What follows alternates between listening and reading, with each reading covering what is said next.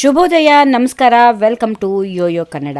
Yoyo ಕನ್ನಡದ ವತಿಯಿಂದ ನೀವು ಪ್ರತಿ ವಾರ ಭವಿಷ್ಯವನ್ನ ಕೇಳುತ್ತೀರಿ. ಏಪ್ರಿಲ್ 13, 2025ರಿಂದ 19 ಏಪ್ರಿಲ್ 2025 ಅಂದ್ರೆ ಭಾನುವಾರದಿಂದ ಶನಿವಾರದವರೆಗಿನ ವಾರ ಭವಿಷ್ಯ ಇದೀಗ ನಿಮ್ಮ ಮುಂದೆ. ಮೊದಲಿಗೆ ಮೇಷರಾಶಿಯನ್ನ ನೋಡೋಣ.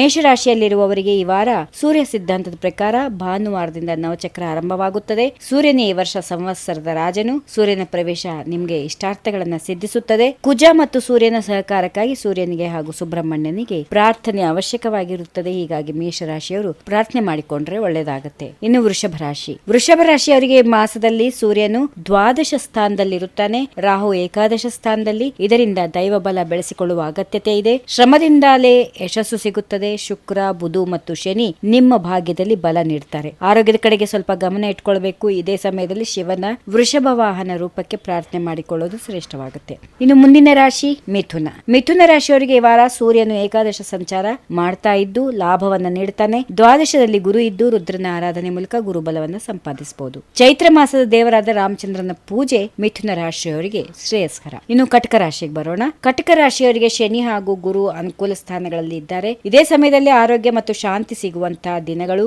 ಉಮಾಮಹೇಶ್ವರರ ಆರಾಧನೆ ಮತ್ತು ಹರಿಹರರ ಧ್ಯಾನದಿಂದ ಮನಃಶಾಂತಿ ಲಭ್ಯವಾಗುತ್ತದೆ. ಸಿಂಹರಾಶಿಯವರಿಗೆ ಈ ವಾರ ಸಮಯ ಪ್ರಜ್ಞೆ ಉಳ್ಳವರಾಗಿರ್ತಾರೆ. ಗುರು ಹಾಗೂ ಶನಿ ಬೆಂಬಲ ಕಡಿಮೆ ಇದ್ರೂ ಕೂಡ ದೇವರ ಆಶೀರ್ವಾದವೇ ಇವರಿಗೆ ದಾರಿ ತೋರುತ್ತದೆ. ಇನ್ನು ಪ್ರತಿದಿನ ಆದಿತ್ಯ ಹೃದಯ ಪಾರಾಯಣ ಮಾಡಿಕೊಳ್ಳೋದು ಮಹತ್ವಪೂರ್ಣವಾಗಿರುತ್ತದೆ. ಕನ್ಯಾ ರಾಶಿಯವರಿಗೆ ವಾರ ಶನಿ ಸಪ್ತಮ ಸ್ಥಾನದಲ್ಲಿದ್ದು ಗುರುಬಲದ ಸಹಾಯ ಇದೆ. ಕರ್ತವ್ಯ ನಿಷ್ಠೆ, ಸಮಯ ಬೋಧನೆ ನಿಮಗೆ ಮುನ್ನಡೆಸುತ್ತದೆ. ಹನುಮಂತನ ಭಕ್ತಿಯಿಂದ ನಿಮ್ಮ ಮಾರ್ಗ ಸುಲಭವಾಗುತ್ತದೆ. ಇನ್ನು ತುಲಾರಾಶಿಗೆ ಬರೋಣ. ತುಲಾರಾಶಿಯವರಿಗೆ ಈ ವಾರ ಬುದ್ಧಿಗೆ ಸರಸ್ವತಿಯ ಆಧಾರ. ದೇವರ ಆಶ್ರಯದಿಂದಲೇ ಯಶಸ್ಸು ಲಭ್ಯ. ಪ್ರಿಯ ದೇವತೆ, ಕುಲದೇವರ ಆರಾಧನೆ ಮತ್ತು ಹಿರಿಯರ ಆಶೀರ್ವಾದದಿಂದ ಕಾರ್ಯಗಳಲ್ಲಿ ಯಶಸ್ಸು ಸಿಗುತ್ತದೆ.